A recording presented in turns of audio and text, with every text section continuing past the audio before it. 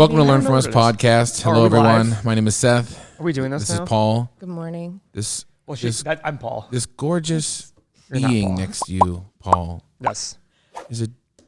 I know everyone's a dear friend to me, If you said dear friend again, I was going to throw something but at you. this deer is beyond my normal deer. This is like super deer. Angie, how are you, babe?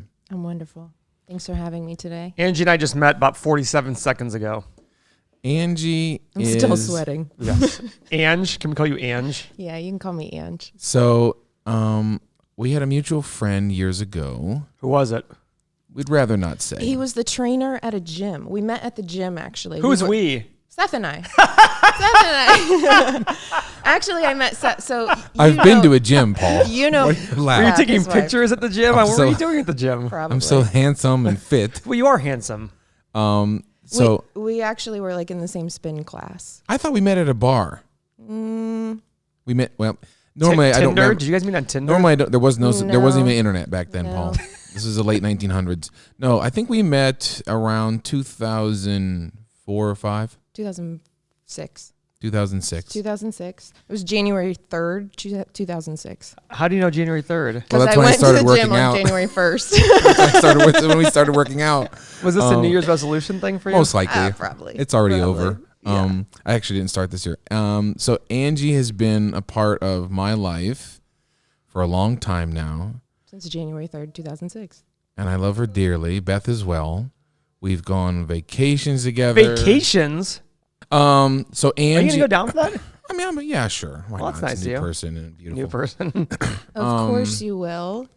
Yeah, of 'Cause you're course. the best dad, period. So but I you could be the photographed. best uncle. I photographed your wedding. When was that? December something. December 6th, 2014. I'm guessing. December 13th, 2014. Wow. 12, 13, 14. Oh, look at that. We went down. Try to We Would you went, look at that? We went to New York City, Paul. We went to what was that place, Josh? What was that place? Grand Central. We got married in the middle of Grand Central Station. Wow. With all the people. We stayed at that Duane Street Hotel, which was so cool. This little boutique hotel right in Soho. And we had 6 rooms that Soho? they gave us. Well, it was right in the middle of where we wanted to be. Our little I see who restaurant. I'm with here. I gotta watch it over here with Mr. Beard and Miss Soho. You guys stop No, doubting no, me. no, no. So Angie, tell us a little bit about like the past 10, 15 years. Tell the man. listeners your story. Are you from Columbus? Born and raised in Columbus. Oh, excellent.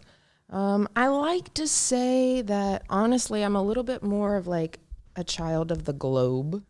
I've had a passport. My dad's from Greece, put it that way, Oh, is first he? and foremost. And I've had a passport since Is I his was name John Stamos?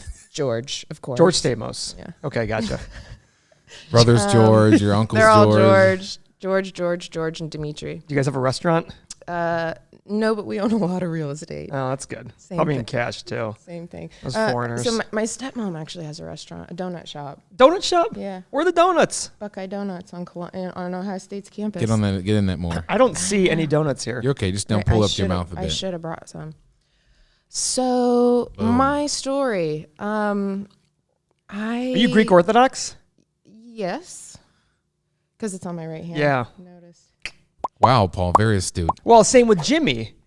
Jimmy's Greek Orthodox. He had it in his right hand too. Remember I said that? Boy, look at you go. So the right hand is, it's what you lead with. It's your most dominant hand. So I know this microphone is You're just. fucking this all up. Have you heard of I the am. stranger? No? Okay, we're not going to talk about that. Go ahead. Angie, you're basically like a hair artist. Are you? Yeah, I am. So when I was a kid, I have always been an artist at everything that I've done. Painting, That's right, building, making grilled cheese, whatever. I mean, food. I mean, as a kid, I'm talking here. So anything and everything I was doing Grilled was cheese always is an some art. sort of art. You got to sit up, Paul. Your belly's hanging really out. early on, my mom noticed my like visual learning style, I think more so, and my artistic creativity. And she kind of, she was a single mom at the time, and she needed her haircut. So she was like, here, you can do it. I was 8 years old. And I was like, I am not doing this. I'm not cutting your hair. Get out. I don't want to do it. I don't want to do it. I was complaining. She's like, just do it. Why wouldn't you want to cut her hair? You're 8. That's exactly what you want to do. Why would she want me to cut her hair at 8 years old? That is a better question, actually. Anyways, I cut my mom's hair, and then it just became a thing. Like for every month I was just like cutting her hair, and we were always doing art projects and things. When I started going to, by at that point, 9-10 years old, I was like cutting my friend's hair. Were you really? Seriously. In high school, do you guys remember? Where'd you go to high school? Westerville North. Okay, cool. Yep. In high school, like back in the day when all the guys were like blonding their tips and it all looked like, yellow leopard spots or whatever. Yeah, I was totally. Paul did yeah, that. you probably did. I wish I did. You probably. Like the I little did not do it. I the wish I little did. skull cap where they pull it through. I did not, unfortunately. Seth definitely did, and you'll have to ask him to show you the photo Did you- later because did I've you? seen it. Well, you Oh, can we have, went to high school together. You know that, right? oh yeah, we did 20 years ago. Wow. Yeah. Yeah. But I don't remember you having... It was probably after that, right when the Backstreet Boys hit large. First off, Backstreet Boys hit large when we were in high school. NSYNC became big our freshman year of college. Maybe that's it then, because I know Beth wanted me to go to get these frosted tips. Backstreet Did Boys she really? was my very first CD that I ever Was it had. really? Yes. What year were you born? In 86. Okay, but that I'm makes sense. then. 33. That makes sense. Keep going, Angie. When did you pick up hair like as a profession? As a profession. So fighting back and forth with going to Ohio State and what did I want to do and changing my major a million times. And literally I kept saying forever, I just want to be a hairstylist. Like I want Why is that just wanna? I just want Why do you say just wanna though? What's wrong with being a hairstylist? That's your favorite song. Oh yeah. So why do you say there's it like absolutely nothing So why wrong with say it. I just want to cut hair then? that? Well, I think you're saying It wasn't for me. I just wanted to cut hair. I just wanted to express my artistic self, and hair happened to oddly Did you finish be my college? canvas. No, I didn't. Good for you. I went to Ohio State for 2.5 years, and then I went to the Aveda Institute. Oh, did you really? I did. Oh, good for Absolutely you. loved it. I thought I did Why very you well laughing? there. They liked me. It was great. I got good scores, and I made actually a lot of friends and clients that I used to do at school at Aveda 14 years ago. I literally still do their hair today. Wow. Which is kind of fun. now you introduced me. I would come get my hair cut, or at least come with my wife to get my hair cut with you, and then you'd introduce me to clients that we love together. And all of a sudden, I was photographing weddings of mutual friends, and So really, she's the reason you have a business today. Seth and I started his photography business, my hair salon, literally at the same time. 2012. It was like Yeah, he 11 had just finished his fall of 11. PhD. I was in hair school when he was finishing his PhD. Bethy was, teaching at the little school, and we all hung out together. we did everything together. We rode motorcycles all over the state, and Motorcycles? yeah, we had matching motorcycles. You had a of. motorcycle? I had a motorcycle first. All right. I had this badass 2004 Harley V-Rod, and it was all blacked out. I look up converted what the. kind. Oh, check it out, bro. I got a picture. Harley View Rod? V-Rod. V-Rod. V-Rod. Yeah. As you can tell, I'm a really big Harley So guy. I got the matching bike, and used to- Angie and I would tear up the town. every Oh, morning. my lordy. Yeah. Wow, 35, 39. Whoa. It was a cool bike. Yep. Yeah, these So- are kind of cool. So Seth was like. If I had a tattoo, Seth I'd get built one of a these. motorcycle completely. I met Seth because we had some. Yeah, man, that's exactly what my bike looked like. You had the matte black and everything? Yep, it was matte all black. except I changed my wheels to these Wow. like bright red Let's see a fuel picture. wheels. My phone's not back there somewhere. Sorry, I didn't bring it over here. But This guy's trying to sell it with a Ferrari in the background. Like, that's going to make it better. I don't know. Anyways, go Right. ahead. Must be a realtor. So yeah, Seth and I used to roll around town. I think Columbus, when we were Ohio. bored, we would just say, "Hey, let's just roll up and down High High Street. Street with our loud bikes." Well, you just were like- going to Ohio State to go to like work, as your Yeah. professor you were, and I was going to work, and we would like roll down High Street, stop at Panera Bread, get our coffee and bagel, and then like bye, see you later. Man, I didn't know Every you had day. a motorcycle. It's impressive. Yeah. Did you guys wear helmets? No, Did you ever get in a wreck? twice. I was lucky enough not to. It Without wasn't my fault. helmets? I did I wear know. a helmet after that for sure. Do you know what the Yeah, I'm not going to Chances are high. The chances are high. Yeah. They're high. It was like the first one that I got in an accident. I was literally doing, of course, 15 miles an hour going down High Street on Ohio State's you tip campus. over? No, some okay. guy he turned left right into me. It was a green light. I was just going, and he literally turned left right into me. How bad was it? My bike was messed up. I was good. fine. I had to scratch up my arm a little bit. Oh, that's I not was bad. This. completely fine. But, put me down on my side all along the... Did he apologize? I have no idea. I don't think I gave him the chance to apologize. I was a little upset. When did you start your salon? 2012. Were you not paying attention? 2012, June 1st, 2012. I had been. Who was the first person in your chair at your salon? My now husband. Oh, that's very, adorable. Very first person. I was there too. Wait a second, that when you first met him? No, I actually been cutting his hair for like 4 years prior to that. Oh. So in another salon around the corner. Ironically, my girlfriend was cutting my hair for a while. Can we backtrack a little bit? Go ahead. Yeah. Did you go right out of beauty school into your own salon? No. Okay, so let's explain that one because I do own a salon studio thing. Nice. Like a salon lofts kind of thing, Yeah. but it's our own thing. So I want to see so what was your you leave? Interesting. Yeah, Okay. so you left So salon school, not salon school, beauty school. Yeah, so I leave Aveda. Yeah. And I went to work for an Aveda salon. Oh. Loved it. I loved Where? in Grandview. Okay, great. Oh, great. Grandview. Well, they actually owned like 4 different salons Should I step around. aside here? Okay. No. Oh, okay. I live in Clintonville. Clintonville? I'm sitting right here with you Beautiful guys. house. Yeah. Keep going though. I bleed. Okay. I bleed too, my friend. I bleed too. I bleed too. We are all humans in this world. So anyways, Are we? so I go, Anyways, go ahead. I go work for this Aveda salon for just a little over a year. And because I was fresh out of school, I was of course the rookie. I had to be the shop assistant, clean and shampoo hair, everybody's and, always wear, I was like a little soldier, always wearing black, and they made you wear heels, which really was not my favorite. Oh, that's gotta be hard. Yeah. Yeah. My calves were nice though that year. Paul wears them too at times. Every For the once in a calves, while. I mean, that's Every once in a while. So long story short on that one, the salon actually, it was in an apartment building down below. The building caught fire, Oh my Lord.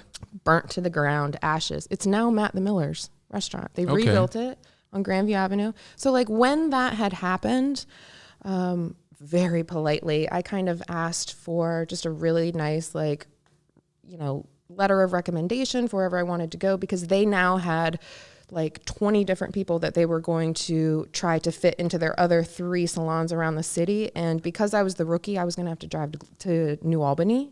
Is that a far drive? Yeah, it's not far. It's 25 minutes from where I live, but I live downtown, in the middle of it, in the urban neighborhood. And I really didn't want to have to start in the suburbs to build a clientele. So I politely asked for a letter of recommendation for another space. And they were like, yes, oh my gosh, we're so sad to see you go, but thank you, because we have 20 other people's schedules and lives to figure out too. And I was beginning. So at that moment, I had found a really cool salon in my neighborhood that was just way more my style. What does your style mean? When I decided to become, for sure, a cosmetologist, I wanted to do it mostly because I see everyone in that industry is typically not judged for their own self-expression, whether it be your clothing, your tattoos, your hair color. I like that it is the beginning of a trend. Everybody's got to get their hair done. I was just surprisingly, not someone who wanted to buy into the fashion, and I don't wear a lot of makeup and fancy bags and all that, but I definitely like reading about it, looking at, following it. And I just was into, one of my favorite hair designers is Angelo Seminara. Paul knows him. Gosh, Follows him on I Instagram. love to watch him. He and I went to beauty school together. Yeah. Yeah. You kind of have a resemblance. Maybe you could be cousins. He's Italian. He lives in London. He was the artistic director for a huge brand that I love, Davines, which is another Italian brand. The reason why I started following him What's was his name? Angelo Seminara. His vision that he sees in nature and the things around him, and his ability to transform that and create. Yeah, you see that? Wow, right? Yeah, But his ability to transform I kind of want that texture. I can give you that haircut. Yeah, I'm sure you can. Is Today. that him? This is him right here. He kind of looks like a the David statue. He's ripped like me? Or just handsome like me? No, he's like Where'd you get that from? The David George statue. Clooney's Italian cousin or I something. don't know about that, but okay, I mean, go they ahead. don't look alike, but they're the same age. They have great hair, good skin. Anyway, so I Wow, started watching. this hair stuff's intense. I started watching him, and it totally inspired. He's my muse. It inspired me to see things. He sees things way differently in the hair world, and I like to see things way different than anybody else ever can, if possible. So if I'm looking at something, I'm like, how did I get there? Or how can I make this and flip it upside down or blow it up? Or you saw some of those crazy different textures. I like this one a lot. The imprinter's Oh, is that what that is? It's Let me a see, stencil Paul. that they like stencil onto the hair. How long does that last for? It's hair color. So as long as either you're going to recolor it or it's going to grow out. Paul, you could do that with your mane for sure. Oh, 100% I'm doing this. Hey, Lisa, we're doing this to my hair. It's like a zebra look to it. Yeah. The imprinter. Okay, so you went and got this job, new job I got this new job in the hipster area. Yep, That's hipster exactly little it. part of town. I worked there for a solid 4.5 years. So now I'm about 5 years into my like hair. Okay. What kind of clients are you getting? This like so? When Everybody. clients come into you, are they like, "Hey, I trust you, just do it," or they're like, "Hey, I have this idea. What do you think?" Both, absolutely both. And how often does a client come back to you? Like when a client comes, how many times in a year? And as I know, females, I haven't been able to get rid of them for 14 years. No, I don't mean that. I mean like how many times a year are they coming to you? So the average male comes like 4 to 6 weeks. The average female, the average person with longer hair, depending on how you wear your style. So longer hairstyles are typically, if they want to like absolutely maintain it, then I usually say like 10 to 12 weeks. Some of them really like it like 6 to 8 weeks because they want to like keep that hair Now, what percentage of your clients are male versus female? Maybe 60-40. It's pretty close. Really? I didn't think So that both either. 60% to pretty- men or 60% female? Female. Yeah, I would say. Wow, I would have thought like Honestly, 80-20. I actually have a lot of longer haired male clients. So Paul- I would Paul say wears his long hair pubes versus long. short hair. Yeah. Yeah. Yeah. I don't know if it's just the neighborhood. I mean, I'm just north of downtown, just north of campus, but I'm still in like downtown Columbus. So I'm course. still in a neighborhood where there's a lot of people are walking around. You know, there's little. Do you get like a lot of like lawyers and business execs, or no? That's really not. Yes, Do you really? absolutely. I mean, I cut Urban Meyer's wife, Shelly's hair. I mean, we've done Blue Jackets players, lots of times. Like When you say we, me in the salon. I have 8 other stylists, but so is it one of those chair like you take a percentage of the cut? No, I don't. So part of when I started work after that Aveda salon, and I went to that real trendy salon, and I was working there, and I really, really learned a lot about what business? it takes. But yeah, that too. But more besides business, more so just in the hairstylist. As the hairstylist, what I was learning was, what are they paying me? What's my worth? Realizing, how it works. I guess, the business of, and it was a commission-based salon that I was working at. So the absolute best I was going to get was, I started out 35%. It's obviously minimum wage first on hourly, or Is it a draw, or is it minimum wage plus 35%? It's minimum wage on your hours, or Whichever's higher. 35%. So if you did, it's been years now, so I can't remember exactly the numbers, and I'm sure it's changed. But at that point, it was like 35%, or if you hit, X amount of dollars, you'll get 38%. If you hit X amount of dollars, you'll get. What was your best potential percentage? 42%. That was the best possible you're allowed to do? Best possible. And then I get taxed on that. Well, I know how the taxes Right. work. I mean, nothing, you end up with like $7 for a haircut. I won't comment on that conversation, but because I've always heard it was like 50-50, no? It depends on who's running the business. You can run your business however So how do you want. run your business now? So I wanted to create a space where I was going to be able to get as much time. Also, again, I went back to my families from Europe. I travel to Europe a lot just to go home. I mean, I have more family that lives in Greece than my mom, my dad, and my husband. Ironically, those here. people don't pay taxes in Greece. That's the ironic part. They do. They do. They just taxed way differently. So like, Yeah, it's called your not sales. collecting it. Well, when they go to the Income garage. tax. Income taxes. Anyways, we're getting that. But the reason Greece is having such hard time right now is they're not really good about enforcing the income tax code there.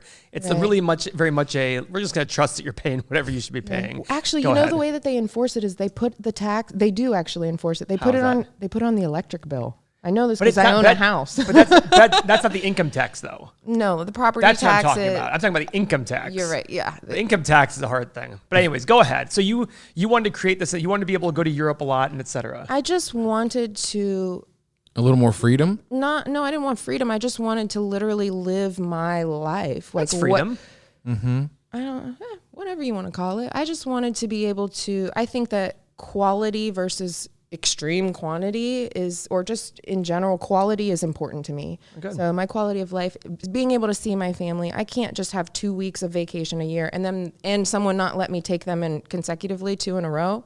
No, absolutely not. And I'm not saying that place I worked at worked that way, but it was very much, you start with 2 weeks and every year you can gain your weeks or whatever. Mm-hmm. So I knew that when I walked into to my work setting, to the salon every day, I just am the type of person that when I'm working and I'm moving, like I said, when I'm cooking a grilled cheese or anything that I'm doing, I give it everything from a perspective outside of the box. So as I'm doing your hair, I'm also like sweeping the floor over here with my foot, or I'm like organizing all the shelves. I like organization. I like things to be in place. I like you guys should talk sometime. Function, better for me. This is so sad. He hates organization. You see my office. You should see mine too. It's like a crazy, chaotic place. What happened to organization? It's like in process always. Okay. Success is always in progress. Talked about, when did you open Jekyll and Hyde? Oh, is that what it's called? So Jekyll and Hyde Salon. Oh, I like that. Tell them about the name. First, I'm a Gemini. Oh, that doesn't mean anything, but go ahead. I think it does to it totally that means is not everything shocking to me, by the way. So the whole Josh, do you buy into this? You said yes? He lives with me at home. He sees both sides. So seriously, Paul, let me ask you a question. Yes. When you leave here, when you leave your day-to-day job, who are you in the evening? Are you like a drummer in a band? Does your hair, you wanted that hairstyle. I saw that crazy hairstyle. Yeah, there's no way I wanted a hairstyle. There's definitely a dual persona, and I think there's a few mantras to everybody's character inside of that. For sure. Dualities to your personality. We're not here to talk about my career, my life. No, I'm talking about Jekyll and Hyde. I'm trying to apply this scenario. Gotcha. So Jekyll and Hyde really, truly, I think applies to every single person in the world. I think each of us have a duality to our personalities, and I want to enhance visually, and for me, artistically and creatively, which is like my outlet of, stress or whatever, to be creative. So I like to figure out who you are as a person and then give you a haircut or a style that's going to kind of suit you during your daytime life and your evening. So let's say a lawyer comes in, new big shot lawyer, 29 years old, making the bucks, and he comes in with a suit. What are you saying to this guy? Well, if he's an attorney and he's making all these bucks and he's got a suit, he doesn't really care because he thinks he's going to be cocky and he's going to think he's the best anyways. So what does that mean? I think that when he sits in my chair, the type of person that... Didn't you prejudge him right there? You, I think, prejudged No, him. I didn't say cocky. I think you were looking for validity. I didn't say cocky. That is an interesting question. I mean, how do you... Maybe I'm just thinking of my attorney. Obviously, I am at the moment. When hair is... a lot of people are very upset when they get a haircut from a stranger person. It is the accessory you cannot take off. It has to be perfect. Yeah, and so and for men, it's gone down so far to this sport clips horse shit and this what are the other bullshit ones? Sport clips, cool clips. Well, why are they bullshit? They're not. There's just I operate with a mentality of like. I think they're a little bit undereducated in the sense of maybe not that like school they went to, because everybody has their own choice. They can go wherever they want. But internally, behind the scenes, inside the salon business, I think that they're not challenging their stylist to learn more. They want them to just perform more. They need to get more and more haircuts. But their market isn't somebody going to you, though. And exactly. You know what I mean? Their market is... do as many haircuts as they possibly can to get them through that's the not their market. Their market is we need to find the people who just want to come in for that $15 haircut, be in and out, cut, boom, done. I guess maybe my negativity is like I feel sad when I see a dude with a chachi haircut. Yeah. Why do you feel sad? Because I just know there's finer things in the world. Like, but if he doesn't value it, why is that a problem? It's not. I just feel sad that he doesn't even know that like. You know what I feel sad about is like women will do their hair for 3 hours and wear all these beautiful clothes, and you see some chotch bag go to Sport Clips to get some bullshit bad hair. I can see it a mile away. That fade looks like shit. And we're just like, oh, I just feel sad for that guy. Like maybe he doesn't know. I don't know who. Maybe someone won't tell him. It's what if he values something else? I mean, like why can't he just look it up? But why best can't he haircut just? But what in if my he just, neighborhood? What if he just likes? What if Who he doesn't use Google? But what if he doesn't care?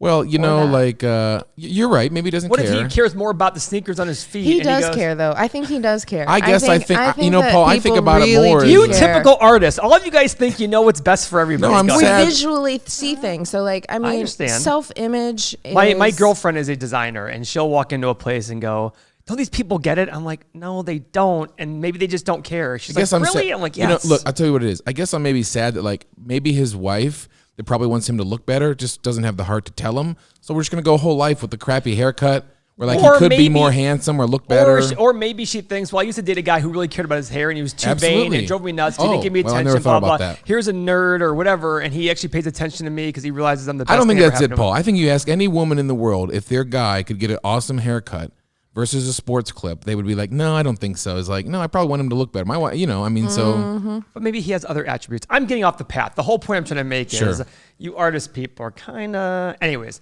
Go back to the business side of it, Angie. What do you mean, you people? Crazy. Yeah, kind of crazy. At least she's admitting that. Yeah. Wait, you're calling me crazy? Or you guys calling yourselves crazy? I have no idea what you exactly.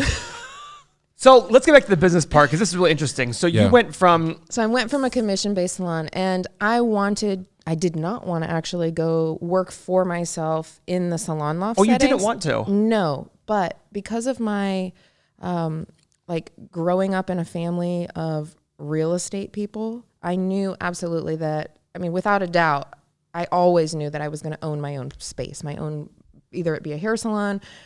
I oddly started going to Ohio State for dental school. So I was like, I'll be a dentist. To be a dentist. Yeah. And then the first month that I had to put my hands inside somebody's mouth, I was like, oh, just wash your hair instead. It was fine. I couldn't handle it. Ooh, look at this place. What are you looking up, Paul? Jekyll and Hyde Salon and Spa. Isn't it nice? Yeah. That's cute. It's kind of cool. Josh does all the interior work, don't you, Josh? Like all the cabinets and drawers. My husband's a mechanical engineer. Who won the it's two of them. Welcome to the podcast. I knew that I did not want to go work at a space that was just a loft that I rented. However, I wanted to I knew there were other people out there that worked like me, had a work ethic that they just the music comes on and they're just going, and they're doing things behind themselves because it's their own habits, cleaning or organizing or just being overly friendly and making somebody's day better. Mm-hmm. Be a day maker. That's what I am. I'm a giver. I like to. How many people do you see a day? Now I actually, as of 2019, I've kind of stepped away from the chair. I've started another new business, which we will talk about. It falls in line with, I've started a hair care and skincare company. Oh, look at that. We'll get into that in just a minute. But listen to her. I used to see. Who's hosting this thing? Him or you? She's doing great. I know, I'm teasing. Go ahead. So you went and did this. You went and owned this building. You went and bought this building? My family owns the building. Okay, and you put your salon in there. I put my salon in there. How many people did you start with? I started with, I actually opened 2 stores. So the very first store had 3 chairs in it, and then I ran that for about 2.5 years. I'm still in the same building, but another business had left, moved up the street, so a larger space, 3 times the space opened up. I forgot about that move, yeah. Which was also on High Street. So I used to be same building, but I was boop, on the corner. I got you. Now I'm on the front of the road. So year 2.5 is when I built the second location of Jekyll and Hyde, moved the store over, and from 3 chairs, we now have 8 chairs for stylists, and then we have an esthetician space, 2 massage rooms, and a nail space. So how'd you get the first 2 people to join you? You're like, okay, I'm gonna go do this. So I actually started my salon with myself and one other person who worked at the same salon that I worked at with. Now was she or he a partner with you? No, I definitely. So you employed them? No. So I actually do similar to the salon lofts. I rent the chair, so they're independent contractors. What do you rent the chair for? Now $1,100 a month. Oh, then, excellent. At the time, it was $650. Oh, good for you. Yeah.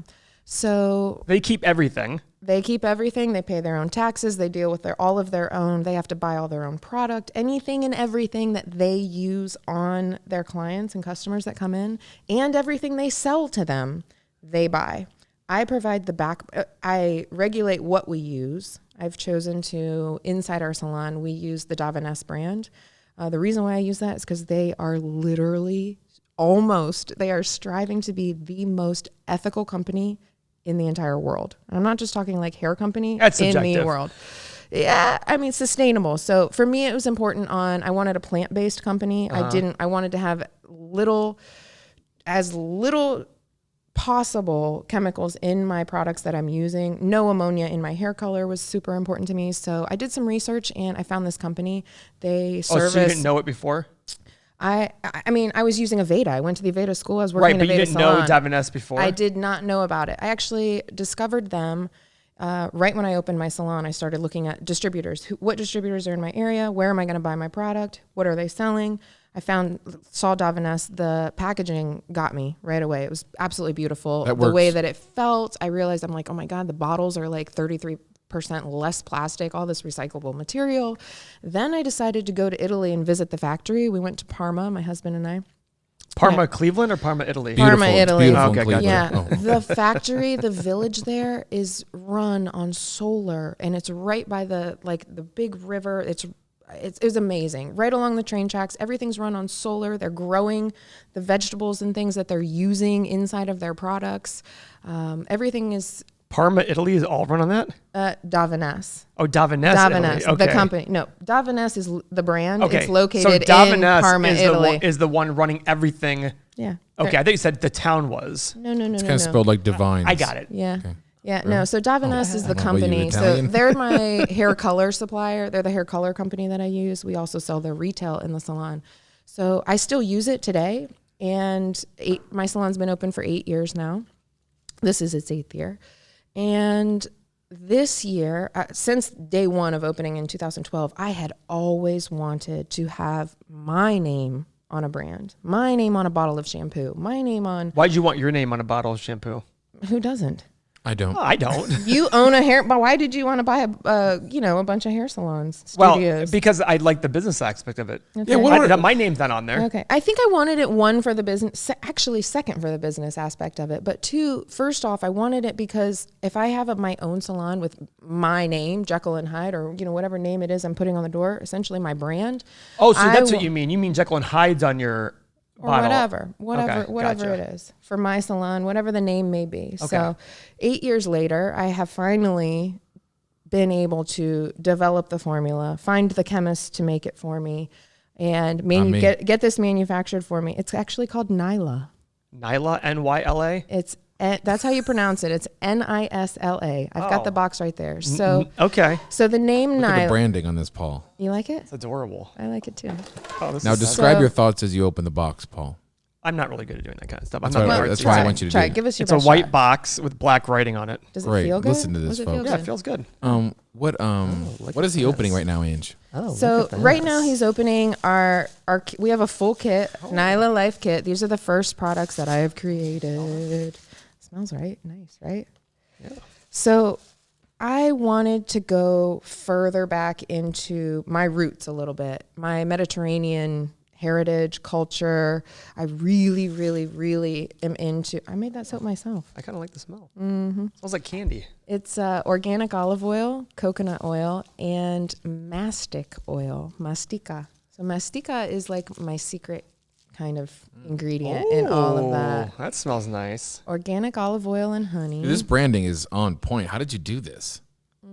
I thought about it a lot while I was in the shower. Does that smell nice? What is this? Organic olive oil and honey extract. So this is the conditioner. How many calories is this?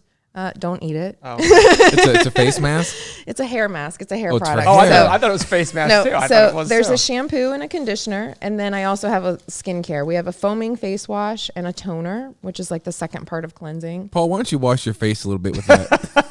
Here. Don, we have some napkins, right? We're okay. Just to let her feel like feel the velvety. You don't have to wash your face, but feel how rub that in your hands. Is it soap? It's a face wash. How's he gonna get it off? I don't know what I'm There's gonna do. There's a towel here. right over there, little paper towel. I was wondering what the towel was for. It's kind of nice though, right? Oh, it smells nice. It's kind of like, for me, I feel like it's like velvety. You want to try it, Seth? Come on, give me your hand. Can we get into the numbers part of it? Sure. So what does this cost you to make? I can't tell you those numbers, but I can tell. Didn't we talk about how this is how it's made? So I think no. Hang on a second. I want to know the numbers because that was the whole point of the. All right. Listen, do me a favor. Make up. Just give me your margins. Give me your margins. Like, oh my gosh. Like if let's say hypothetically, folks, if you pay $1 for this, how much are you selling it for? 28. You're 28 times markup. So what I'm getting at. So part of this. Let me tell you a little bit about this endeavor. I understand. So, no, it might not be that. So, the thing with when I decided that I wanted to start looking at creating my own brand, the first thing I did was obviously let's look and see who's closest to me. Let's look in America. Let's look in Ohio. Let's look in New York. Let's look at all the private label manufacturing companies that I could in the States because that's where I live, right? Mm-hmm. Made in America is supposed to be amazing. So you start finding companies, and then first and foremost, I'm not saying anything negative about any of the companies I researched. However, the cost versus the quality of product that I was getting, they wanted for one bottle of shampoo, for the best quality product that I could get in the United States, they wanted me to pay $9 per bottle. Then it for this. Work. And what would you be able to sell that for? For $28, $29, $30, which is probably the average of what people, find. The thing that I found was that $9 product was full of chemicals inside of it. It was full of alcohol. It was full of sulfates. It was full of parabens, mineral oils. This has alcohol. This has a fruit. Look, it's witch hazel. Keep going through it. It says cetiaryl alcohol. What's that? Let me see. Witch hazel. Not that I know. Witch hazel? Weren't you a chemist? He is. Yeah. Don't you have a PhD in something? So this line specifically, I was already using, like I said, this Daviness brand, this plant-based science in my salon. So anything that for me, of all the products I've ever tried in my 13 and a half, almost 14 years behind the chair, Daviness has been the absolute best performing product and sustainable for the environment. The raw materials are not going to build up in the ocean and kill turtles. Mm-hmm. Mm-hmm. The plastic is going to eventually either be recycled or literally be able to disintegrate into the ground. I love the brand. So I knew that when I wanted to start creating my own, I just didn't have the funds to go mass scale and make, 3 different hair color lines and 16 different shampoo lines, but I wanted to have the same quality of product. So it took me a while, but along my journey and my search, I'm really proud of it. It actually took me all the way back to Greece. I saw that. Made in Greece. Made in Greece. So I found a chemical company that makes cosmetics that runs their facility sustainably it's right by the ocean. So they use water and solar because it's really, really sunny there. Do they get the turtles from the ocean too before they put them in here? No. They do chop up turtles from there. Yep. No. It's turtle flavored. I like turtles. Right. So I just wanted to find really, really quality ingredients, and I wanted to find it in a place that I knew that I could go to and I could actually communicate and speak to the people and make sure that it was a sustainable product. Are you fluent in Greek? I would say so, yeah. Oh. Yeah, for Excellent. sure. Yeah, sutikanis. Kalaise. Yeah, I have no idea what that means. Hi, how are you? Oh, okay. How are you doing? Who is the customer that's going to buy this? Who's your ideal customer? So my ideal customer is the person, he, she, they, who actually is thinking about their self-care for themselves, the products that they're using on them, people who don't want to use these sulfates and parabens and propylene glycol into their skin, and who also want to make sure that what they're using is in best way having a positive impact on the environment. Where do you sell this at? So we sell it right now online, NislaLife.com. And I sell it, of course, in the salon, Jekyll and Hyde Salon. What about Amazon? So this literally, I'm excited about it because this literally launched like 10 days ago, maybe 9. Wow. Maybe 9. So few sales, but it's starting, and I just got How are you advertising? Social media is a huge one. It's like the easiest thing. So I've done lots of Instagram things. Facebook is not my favorite platform. I will say that. Why is that? I don't like the layout of the page. I don't like the layout. It's getting worse with all the marketing all over. I was going to say, don't you need to get this in the hands of some like So I've dropped off lots of PR boxes. I just got back from LA this weekend. Lots of my favorite boutiques that I ended up dropping off things that, and I don't mean favorite boutiques that I just like to shop at, but also favorites that coincide with the views and the principles of Nisla of being sustainable and having positive impact on the environment. I do not want to see my product in Target. I do not want to see it. I mean, yes, what do you think about sales, that, Paul? I think it's great, but there's something for everyone, and Nisla is suitable for all hair types and skin types because it's really gentle. And what I would like for Nisla's message is to help empower people to be aware of their purpose and tenacity in life and what they're using and doing, the effects that it has on every single person. What's wrong with Target? There's nothing wrong with Target. I love Target, but you just said you don't want it to be in Target. I don't want it to be there because I would like it to be in a place that supports sustainable items and sustainable efforts. Completely. Can I ask you a question? Let's say you can go into Target and all of a sudden you become a $100 million business. And from that, you're supporting families, you're employing people who are then, and you're financially supporting a way that removes your carbon footprint on a level way bigger than just keeping this. Would that be interesting to you, or you say no? No, I mean, I understand. I see the money aspect behind it. I'm not definitely opposed to it.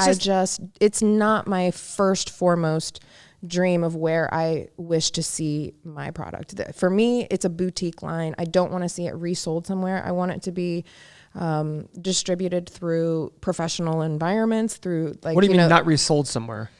So, you can get on Amazon and buy Paul Mitchell shampoo or I don't know, Amika shampoo. Sometimes you used to be able to buy Davines shampoo sometimes just in random places. And sometimes it ends up coming through third party people that will. Well, you could be the third party marketer. Let me finish my point. Okay. What I'm saying is a lot of times, and I say this because I've seen the diversion that happens in salon products where, you will find Paul Mitchell shampoos in CVS that literally are dated 7 years ago. And you open them up and some of them you could buy a brand new one and this one and pour them out. They look totally different. Sometimes people alter the formulas. I just want to know that there's no diversion from my product and it's not being mishandled or missold in any other way. There's some other companies. But do you know how Amazon works though? You know how the sales on Amazon works? I'm going to be honest with you, not all of it. So you're in control of it all. Yeah. Now, I mean, with if I had my Amazon sellers account and fulfillment and all of those things, that's my logistics man over there, Josh. I just fired my Amazon account up this week. I'm finding it difficult to get going, but yeah, I found it really difficult also. They signed me up for 12. What was that, Josh? Don't sign up for European marketplaces by accident or the Japan marketplace by accident. Yeah, We've actually had good success in Japan and Europe and Canada for our products on Amazon. Really? Nice. He's saying that it's difficult to sign up for the marketplaces in other countries, but I believe that. But yeah, so like I said, this is this is day 10 now that this is literally products in my hand packaged. I mean, the website's been live, so it's brand new. I'm excited to explore all the outlets that I can get it out there to, but I do have a little bit of it's my baby. It's my second baby. Not a hesitation. I have a focus that I want to make sure that I keep it. I just want as less diversion of the brand and the product as I possibly can. I want to keep it authentic, and I want people to remember that it is a fine hair care and skincare company. It's a quality product, and I want it to be sold in quality, efficient, I guess, places. But do you view those as mutually exclusive? Like you can't have quality and a lot of success from it? No, not at all. I don't think so. I think you can absolutely have both, as I've seen it in lots of other brands. Can you think of other companies that sort of stand by, that have this mindset that they kind of want to? Well, a lot of people say it. So, to your point, as you grow, I think there's a certain point when, people sit there, and I'm not saying you're saying this, people sit there and say, I want all my products being made by something that doesn't cause any chemical. Okay, well then, what if there are human rights violations or things like that? And that's the problem you get with growth, is that it is hard to do that. But at some point, you got to sit there and say, hey, what's our goal? Like, what is your goal for, is there a financial goal you have, or is you don't think about that stuff? I need $1 billion. Why do you need $1 billion? No, my financial goal is to get myself to that little island in Greece with my tiny little apartment that I can sit there and just drink my coffee, eat my little pitas, go to the beach. What would that take? How much money will that take? Not a whole lot. But have you run those numbers on that? Yeah, no. Okay. So seriously, yes, I do want this to be like a life-changing brand. I mean, I've put a lot of effort, I put a year's worth of work into this. I've stepped back from the chair so that I could go to the places and really, really work with the chemists to formulate and get a quality product that I believe, because I'm a consumer as well and I like fine things, that. So what if in a year, Paul, some company that you might not agree with their standards wants to buy this line? Well, then we'll start talking to contracts and agreements and the ways that we're going to sell it. But if they don't have your standards, though, do you want to sell it to them? It depends. I got to say, it depends on what the standards are.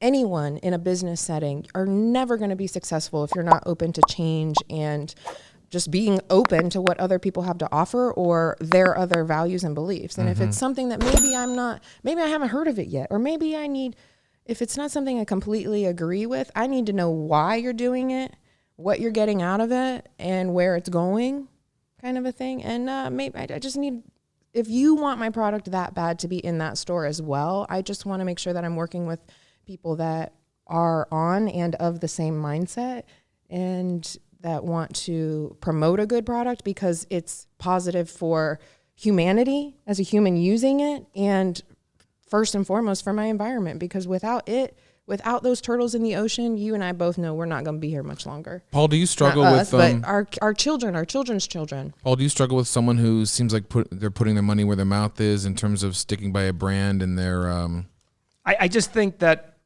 I think that you're saying very good things, and I think it's a very subjective standard to meet.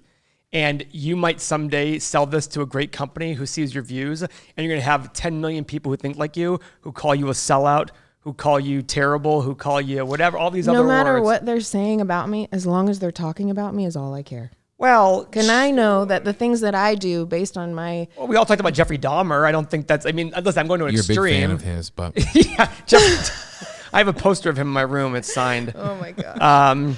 Thanks for a great meal was what it said. He's from this area, actually. He grew up in Bath. His brother went to our high school. Did you know that? Gross. Remember one of our teachers used to live in his house after he moved? Which teacher? No. That's what I heard. Oh, no, he's not. It's crossing the line. He eats people. He was a pedophile. Oh, whoops. Yeah, he was a pedophile. 17 underage little boys. Oh. Mm-hmm. So no, the whole this turned dark quickly. That was bad. it's not about, Seth asked the question of it's just a hard, I think it's like, look at what's her name? I almost said Ally McBeal, Jessica Alba. She started her company, and it was Honest Brands, all about this, and then it finds out like, oh well, it's just like you said a great thing. The question is, are you going to walk the walk? You said you need to be able to be open to other ideas and other things, but we pigeonhole this judgment of like, I think it's great to be able to be like.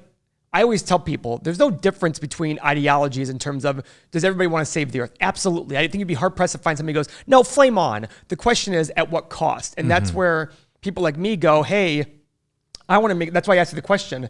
If you could make this $1 billion company and employ 10,000 people who are now able to send their kids to college. Absolutely. But where's the trade-off? Like that's the factory that they're going to be working in at that point in time. If I'm able to get that many people, the factory they're working in is going to be like a glass greenhouse, and it's going to be, But what if that's financially not possible to have? What if it's that trade-off? Then I think that to have.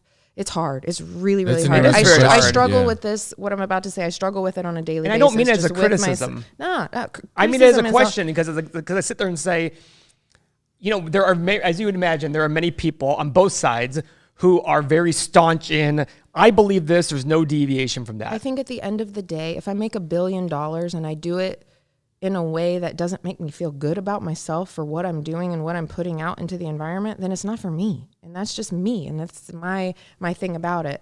What I struggle with is... Can I ask you another question then? Interrupt you quick? I know. What if that $1 billion, you put $50 million in damage to the environment and you go fix it and 10 times more.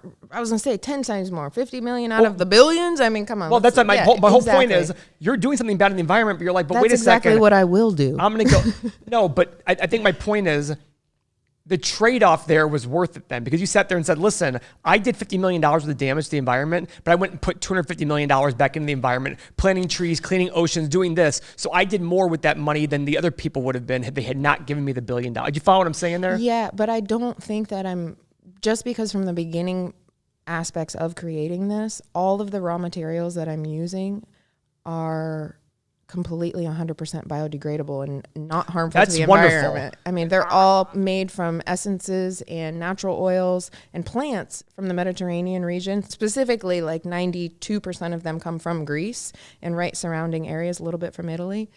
So for me, it started with my raw materials, my chemists, my manufacturing factory. How are they running? Because they're making who's making it for me. And then from there forward, as I grow, I will continue to, in the most affordable, of course, there's always the efficiency and affordability of something. Well, I think that's what Paul's getting to, is because inevitably at some point companies make changes to save a buck, and it somehow changes their bottom line. But it's not just to save $1. It might be something very, very, very beneficial to the world of saying, we're making this change because we want to go employ 5,000 other people because it's going to allow these people to do this. It's going to allow us to make X, and we can do Y with that. Right. It's not, the thing I always have a problem with is there's a domino effect. The domino effect isn't, and by the way, this is literally not directed at you because, at least you're— I won't take it personal.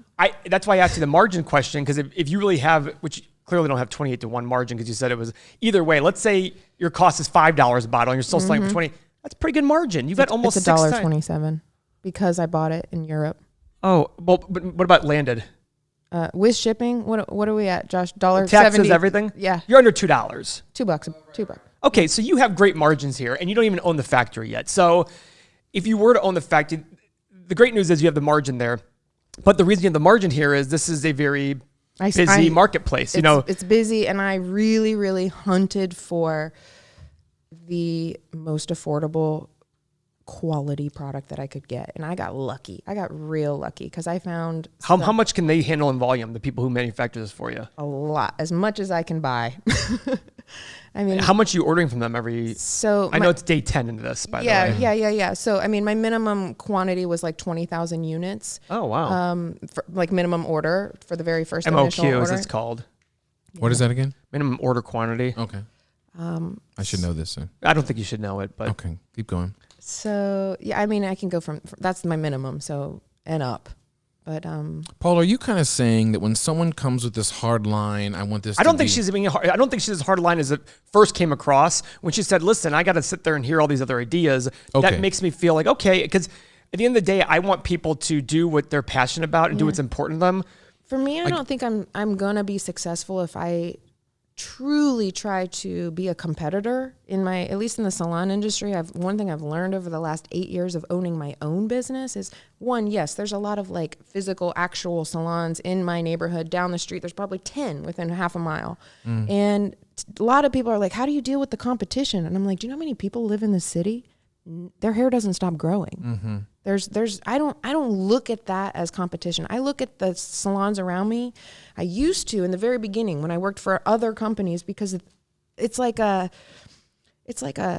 quiet thing that like goes around the salon of like, oh, they work over there, or oh, they got their haircut over there. Natural competition, like natural, but it's kind of like a negative thing that happens in the workplace sometimes that just builds because it just does always. So anyways, when I started my salon and now this brand, I don't see those other salons as big competitors to me. I see them as my sisters and my brothers, and we're all in this industry together. At the end of the day, when we go to conventions because we want to, or shows or literal classes for our continuing education, I'm sitting in rooms with, sometimes it's 20, sometimes it's 1,000 people in an auditorium watching Angelo Seminara on stage, and we all have the same thing in common. We're artists, we're creatives, we're hairstylists, we're in the same industry. And I just try my best, and it's not always easy. I have lots of tears here and there, but I try my best to wake up every day and live my life. There's a word actually in Greek. It's called philotimo. And it's one of my favorite things. I say it with... He's going to actually name his son that. Yeah, probably. So there's no like actual literal translation is like the friend and honor, the word. And philotimo is a thing that in the culture in Greece that you don't even have to say, you will feel it, you will see it. It's about giving honor to your friends, your family, your friends, your brothers, your sisters, to humanity, to everything that you do in your life. Do it with philotimo. Do your morning coffee in the morning. You know, you're going to like wipe up behind you if you spilled. You know, everything you do, you're going to do it with a positive attitude and energy and for a positive thing. You were drawn to Hesh Sagafi, the podcast we had. Oh my God, I loved Hesh. He was so funny, first off. He reminded me so much of myself because... Have you been stabbed? Never. Actually, I stabbed myself one time with an avocado. I was trying to cut an avocado. Hesh 1, Angie 0. Yeah. Well, you know, I was thinking about like motorcycle crash. No, his car crash, like sliding through when he said that he slid like 100 feet on the freeway. That's scary. And that's But he lives now because he's like, yeah, I was stabbed. Nothing else can be worse than that. Yeah. You know, I think Paul brings up these questions because I think his biggest pet peeve with politicians, leaders, businesses is a hypocritical thought process. And we're all hypocritical. Sure. That's true to some point. And so I think he's saying And I'm not saying you're hypocritical. No, I think it's because everybody has an ego. Well, we all have ego. Would you rather not someone come out with such a just a hardline policy on what they, would you rather her, is that saying she's setting herself up for I'm worried that's the criticism? Case. I don't, and you might say, and it's wonderful if you sit there and say, I don't criticism. I get criticism in my salon all the time. You're 100% correct. That's the reason I bring it up. I sit there and say, listen, but then again, it's a marketing tool. You know what I mean? There's something for everybody. Yeah. Well, there is. That's not. I don't think that's the issue here. There's no issue. It's just I'm looking at saying, I don't want you to ever have to like draw a line, backtrack and go, well, remember how I said that? It's almost like, listen. But then again, I'm probably one of the few people that's actually going to question that. Going, so what if this is an option? If I do have to draw the line in the sand and backtrack, then you're comfortable with that. I have to be. It's part of progress. It's part of success in one way or another. I'm going to fail at a lot of things. So look at the example of Princess Harry and Meghan Markle. I think it's great. I think it's great. I absolutely think it's great. What was I going to say? They're like, I don't know what he was saying. I'm sorry to interrupt you, but just the fact that you told me, wait, let me finish my story. I was just talking. What were you thinking? When they flew to, might have been Greece, or maybe it was Africa, they took a private jet with Elton John's private jet, and everybody was up in arms.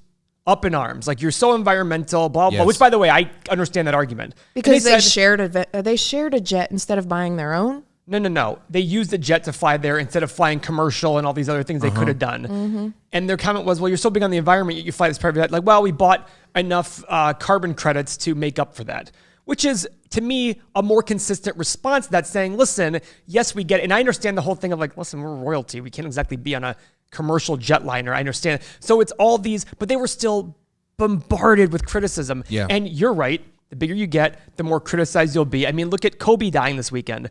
That lady lady when that happened. I know that lady was fired or suspended because she brought the rape charges like within an hour or two of it happening. And they're like, listen, I didn't hear that part. Yeah, and she was, and it was kind of like because she was a what's it called, a survivor, and they were like, listen, he's still. Which, by the way, either way about the evidence and things like that. But the whole point is everybody's going to criticize. 100% agree with that one. You have to avoid even worrying about that. But there's a difference between being criticized for something ridiculous and consistent versus, hey, listen, Paul, right now I'm making this the best of my ability to be best for the environment. If I had an opportunity someday to expand my business, employ more people at the sacrifice of this. When I have that opportunity. Correct. When you have the opportunity, I want to be able to figure out a way I can take that profit and go make up for it like Princess Harry and Elton John did. I hope that I don't have to make up for something that I did in the past or That's overlooked. I hope that I can use it and not have to make up for something, but to expand it and make it better. But I agree with you 1,000%, but it's the perception of it that kind of gets people. I think perception it's everything. And it's also, reality, right? It's reality. And it's also, I think negative in this world. I think that when people, like I said, you wake up in the morning and if you have a bad perception of your day, sometimes I fight with this because I live in Columbus, Ohio, and I don't see the sunshine very much, so it's hard. I love Columbus. Well, you should see her Instagram page. She needs sun in her world very dearly. Why? So. What's her Instagram page like? She just travels a lot to sunny places and loves it. I'm a child of the globe and of the sea. Do you guys have children? No, happily. Are there any plans to have children? No, absolutely. I made the plan to not have them. Oh, happily. Yeah. I have a salon. I have a new hair care company, and I have a wonderful little dog, Hudson. He makes me happy. I like dogs. Well, you've said a lot. I'm happy to have you on. I'm happy to be here. Can I ask more questions? Sure, yeah. Paul, go ahead. Do you have, and I hate the word budget because I think it's, when it comes to marketing, it's a stupid, are there budgets do you do paid advertising? Do you anything, is it mostly you're trying to do the social media, word of mouth growth? Yeah, at the beginning right now, initially. So there is no absolute budget of advertising. There's a budget of when the money runs out of the bank account, of course, always. I got more credit than I do cash, and that's okay right now. Okay. But, I'm 33. I own 5 houses and 2 businesses and a hair care company. So right. I had to remind myself that this morning on my drive here because I was giving myself a hard time yesterday. Just a little bit about what? I was giving myself a hard time about this has been here for 10 days and how come I don't have $300,000 worth of sales already? And I'm remembering that it wasn't built in a day, and that's okay. And it's just starting, and I'm excited because again, I want my core values to stay with a quality, economical for the environment product. And I think that yes, using those social media outlets and budgeting as much as I possibly can to get it out there and finding, for example, the influencers and the people that we do have that we have sent out PR boxes and things to. I think that by finding the ones that also kind of live a natural beauty, sustainable beauty lifestyle helps me feel better about what I'm doing and where I'm advertising about it. Well, I have 170 followers on Instagram, so if you need me as an influencer, I can be negotiated with. But you must kill a turtle. It'll cost you. I will not kill a turtle. That'll cost you. It always does. Paul, you have any other questions for? I mean, nothing that, is just numbers related and, growing and all that stuff. But sounds like you're really early in this thing, and we'd love to have you on in a year to get a recap of what's going on. And I hope I made $1 million. I hope you did too. Now, does hubby work I'll take you to lunch. in another job, or do you do this full time with her? I do this full time right now with her. Excellent. Yeah, he kind of works full time with me, and like I said, we own 5 houses and another business, the salon. So yeah, right. He was a mechanical engineer for 12 years, and happily able to step back and work for ourselves. It's kind of nice. He heard our heater rattling. It's the worst. He can't, first thing he said, he's like, I think your fan's about to go out. He's just drawn to the heater and how to fix it. So this building's a cluster F. We bought this building in disrepair, and the one thing that we need to do is the HVAC system. But I know a guy if you need one. That's good. He's here in the studio. Yeah. Don, right. You do HVAC? Yeah, he does. Look at him. Angie, tell the folks. So in my phone, this girl's been Hotzi for the past. Her last name is Hotzi Hotzi Fotinos. Wait, what? Hotzi Fotinos. That's your last name? Yeah. Isn't it astounding? So I said, call Hotzi. Where's Hotzi doing? That's just what I always would call her. So yeah. But Angie, tell the folks where they can find your new product on social media and how they buy it. There you go. At Nisla Life is our social media page. The website is actually nislalife.com. Right there on the front. Yeah, check it out. Post your pics, selfies, and stories of your Nisla. Paul will have to do that. Yeah, you will have to do that. Washing his face with the face wash. Wash your face. You like the smell. I think I'm gonna start this pyramid scheme soon. It's gonna be Nisla. Multi-level marketing. What do you think? Yeah, let me know how it goes. All right. Yeah, if it goes well, then I'll think about taking it on. We'll have turtle soup. Let me know what you can do with it first. All right. Turtle soup. I never had turtle soup. I haven't either. Please don't eat the turtles. Thank you for joining us for the Learn From Us. What? Ready for what? So for your little, did you tell everybody to subscribe yet? Oh. God damn it, Seth. You have one fucking job. You have one job. Make sure you like and subscribe to our other podcast. No, this podcast, Learn From Us. And follow us on YouTube. Angie, thanks for Are we gonna thank our sponsors Seth, again? Paul, thank you so much for having me Thank you today. very much. Thank you to our sponsor, Coca-Cola. Coca-Cola, yeah. For another great... we appreciate your contributions. Thanks for the... More addicting than we have to check with legal if we're allowed cocaine. to actually say that. We're just been saying that, but... We just say it as a joke. It's more addicting than anything else. This dude will drink like 8 of them before breakfast. That's not true. I love a regular Coke. He has I 2 quit with breakfast. January 1st. I quit. I actually did this allergy test, realized that I'm allergic to cola. What? And broccoli and carrots. Can you believe it? That's a good trade-off. So How are you allergic to cola? The cola nut. I don't know. Were you like dying when you had a Coke? No, but Can my you Well, then you're fine. Can you have Ricola? I try not to have any cola now. Ricola. It's really hard. Thanks for joining us, everyone. Learn from us. Love you. All right, bye. Thanks. Bye.